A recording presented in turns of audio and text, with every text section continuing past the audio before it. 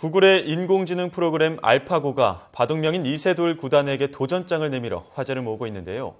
인공지능 기술은 로봇이나 드론 등 미래의 산업을 이끌 핵심 기술로 평가받고 있지만 인간의 일자리를 대체할 것이라는 우려도 적지 않습니다. 그렇다면 현재 인공지능의 수준은 어느 정도이고 또 이 사람의 지능을 넘어서는 인공지능이 개발된다면 과연 어떤 상황이 벌어지게 될까요? 한국과학기술기획평가원 차도원 박사와 함께 알아보도록 하겠습니다. 박사님 안녕하십니까? 예, 안녕하십니까?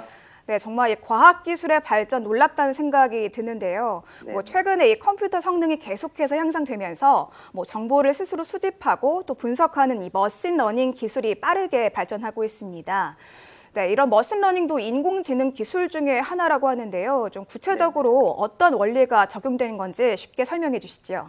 네네. 인공지능하고 같이 말씀을 드려야 될 것 같은데요. 네. 먼저 그 지능이 무엇인가 정할 필요가 있을 것 같습니다. 그 웹스터 사전을 보면 사물에 대해 배우거나 이해하기 위한 능력 혹은 새로운 어려운 문제에 대한 해답을 찾기 위한 능력으로 정의를 하고 있는데요. 네. 그 지능이란 것을 이제 인간이나 동물들도 가지고 있지만 그 인간의 피조물인 기계, 컴퓨터에 인간과 같은 기억, 이해, 학습, 연상, 추론, 판단 등의 그 지능적인 행동을 이식하기 위한 기술을 그 인공지능으로 정의를 할 수 있고요. 그다음에 인공지능의 한 분야인 머신러닝은 기존의 데이터로 기계, 컴퓨터를 훈련시켜서 새로운 문제 해결을 위한 요청이나 입력에 대해서 적절한 답을 도출을 하기 위한 과정입니다. 특정 상황을 대비하기 위해 어떤 알고리즘을 사용을 할지, 그리고 제대로 학습하고 있는지, 그리고 그것들을 어떻게 검증하는지에 대한 모든 일련의 과정을 포함을 하고요.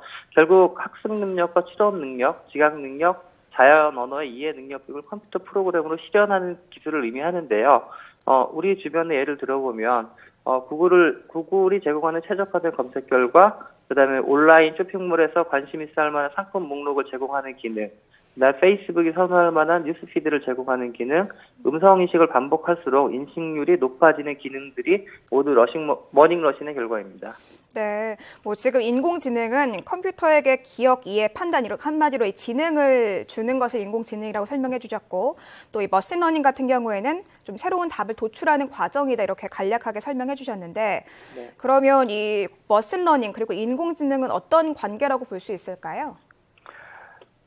인공지능의 한 갈래를 머신러닝으로 볼 수 있는데요. 네. 인공지능이 보다 효율적으로 아웃풋을 내기 위한 머신러닝은 기존의 데이터들을 주로 학습을 해서 계속적으로 기존의 데이터를 가지고 또 다른 더 좋은 솔루션을 도출하기 위한 하나의 알고리즘으로 볼 수 있습니다.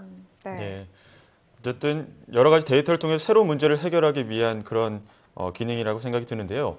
세계 정상의 바둑 기사 이세돌 구단과 대결을 앞둔 구글의 인공지능 알파고의 경우에는 사람이 1000년간 학습할 분량을 단 4주 만에 습득할 수 있다고 하는데요. 이 정도면 어느 정도의 성능을 갖춘 건가요? 구글이 인수한 그 딥마인드가 개발한 알파고인데요. 예. 구글이 바둑으로 이제 인간을 이기는 것을 인공지능의 그랜드 챌린지라고 표현을 했습니다. 그 바둑은 체스하고 달리 그 돌마다 특정한 경로가 정해져 있고 경우의 수가 거의 무한대로 많기 때문인데요.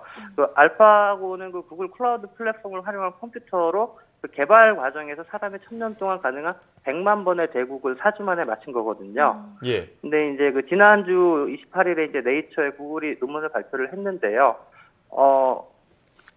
알파고는 기본적으로 인간의 뇌구조를 이용해 모델링된 알고리즘이 심층 뉴럴 네트워크를 활용을 했습니다. 가장 좋은 수로 이동하기 위한 그 돌의 이동을 결정하기 위한 정책 네트워크, 그 다음에 각수의 승률을 평가하기 위한 가치 네트워크를 적용을 했는데요. 그 학습을 위해서는 저작권 등 문제로 실제 프로 기사들의 기보를 대상으로 훈련한 게 아니라 그 99년 일본이 개발한 일반에 공개된 바둑 사이트인 그 KGS 서버에서 공개된 아마추어나 컴퓨터의 기보 데이터를 활용을 해서 지도 학습을 적용을 했고요. 그다음에 이제 몬테카를로 트리 서치 프로그램이라는 것을 이용해서 스스로 수천 번의 랜덤 게임을 수행을 하면서 강화 학습을 했습니다. 그 알파고의 장점은 그 머신러닝을 말씀을 드렸지만 기존의 데이터뿐만 아니라 자기 학습을 했다는 게 이제 가장 커다란 장점이고, 그다음에 이제 몬테카를로 시뮬레이션 말씀드린 가치 정책 네트워크가 결합된 새로운 서치 알고리즘을 통해서 경우의 수를 계속 줄여나가면서 최적의 위치를 찾는 것이 알파고의 가장 커다란 특징입니다. 네. 이세돌 9단과 알파고의 대결 때문에 많은 분들이 인공지능에 대해서 관심을 갖고 계신데요, 최근에요. 네. 그렇다면 이 인공지능 기술이 좀 다른 어떤 분야에도 다양하게 활용될 수 있는지도 궁금한데요. 설명해 주시죠. 데이터 처리가 필요한 거의 모든 곳에 적용이 되고 있고 연구가 되고 있다고 보시면 됩니다. 네. 구글, IBM, 애플, 페이스북, 글로벌 플랫폼 기업들이 거의 모두 인공지능 개발에 이제 총력을 기울이고 있는데요.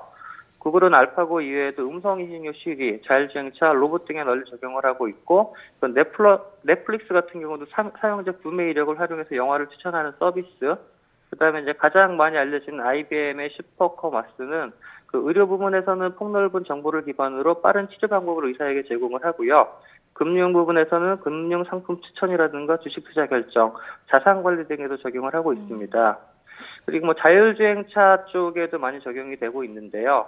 그 도로를 달리다 발생하는 돌발 상황에 대한 인식에서 판단, 그리고 운전자의 습관 파악 등 인공지능이 이 분야에 많이 적용이 되는데, 엔비디아에서 개발하고 있는 그 자율주행 자동차 전용 슈퍼컴인 그 드라이브 PX2는 눈이나 폭우, 안개, 심야 등 악조건에서 이제 다른 이제 그 자율주행차보다 안전한 주행이 가능한 기술을 제공하고 있고요.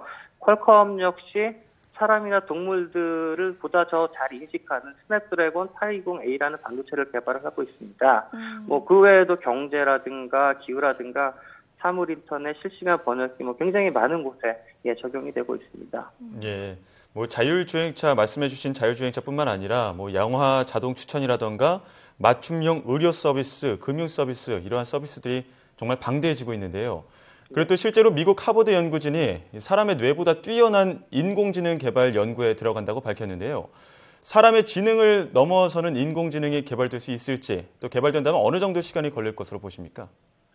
네, 하버드 대학에서 앞으로 5년 동안 약 340억의 연구비를 정보고등연구기획청이라는 고위험 혁신적 연구를 지원하는 기관에서 지원을 받았습니다. 예. 연구진은 인간과 포유류가 학습, 인지력이 뛰어난 원인을 분석을 하고 이를 프로그래밍화해서 인간의 뇌와 같은 학습 능력과 속도가 뛰어난 인공지능 개발을 한다고 하는데요.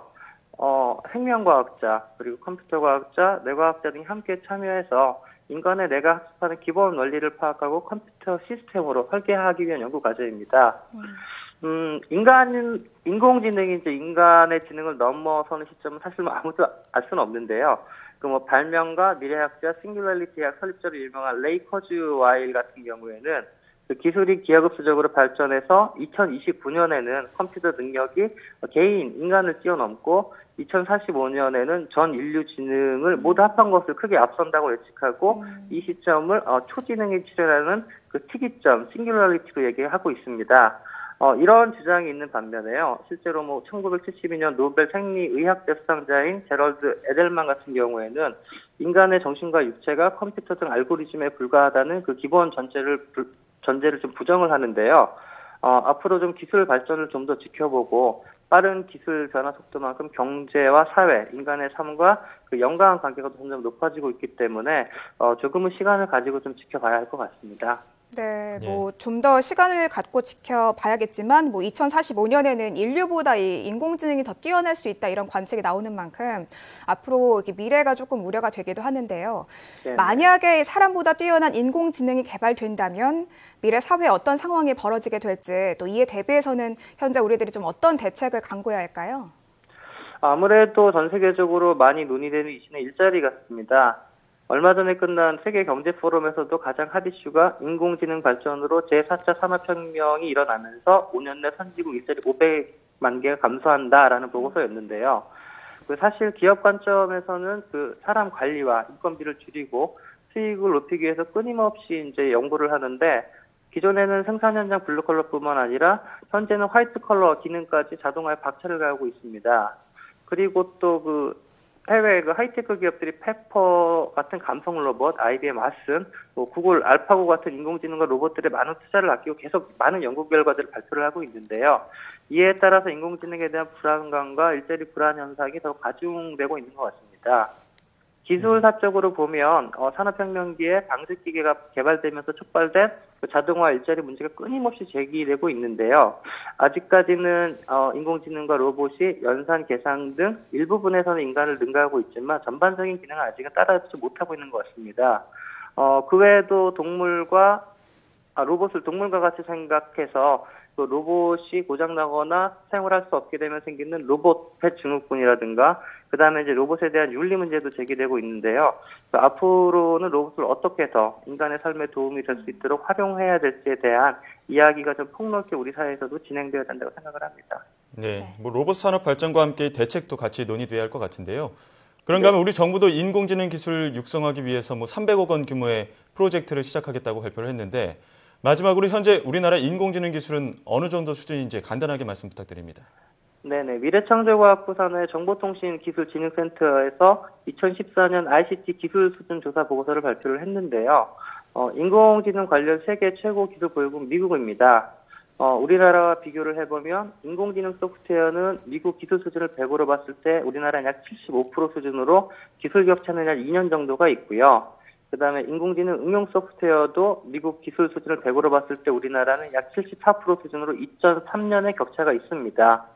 특히 그 인공지능 소프트웨어는 기술적인 중요도는 높지만 기술 수준이 낮은 영역으로 구분되어 있고 고위험 미래 산업으로 인력과 기술이 열세에 있는 것으로 분석을 했습니다.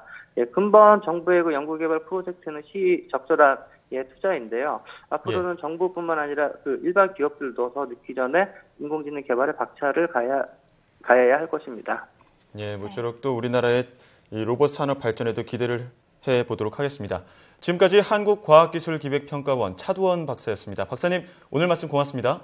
예, 감사합니다.